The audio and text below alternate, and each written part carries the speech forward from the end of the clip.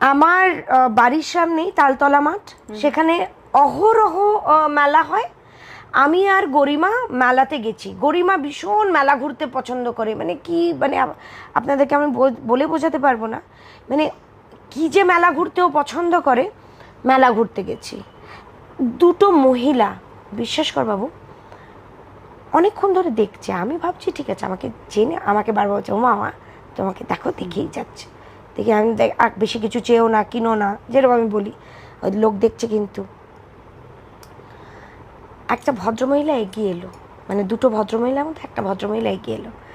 মা তোমার সাথে একটু কথা বলো, আমার সাথে নয়, গরিমার সাথে। মা তোমার সাথে একটা কথা বলবো। গরিমার সঙ্গে সঙ্গে আমরা, এটা আমাদের বাড়ি শেখানোই যে গুরুজন দেখা হলেই তুমি প্রণাম করবে পায়ে হাত দিয়ে। সঙ্গে সঙ্গে প্রণাম করেছে। ভদ্রমহিলা ওকে জড়িয়ে ধরে হাউ হাউ করে কাঁদছে, কেঁদে একটা কথাই বলেছে, তোমার মতো মেয়ে যেন প্রত্যেকটা মায়ের হয়।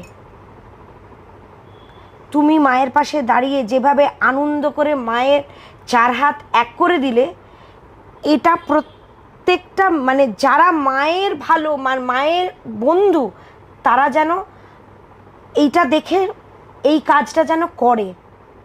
মায়ের থেকে তো বড় বন্ধু কেউ হতে পারে না, আর মেয়ের থেকে মায়ের কাছে বড় বন্ধু কেউ হতে পারে না।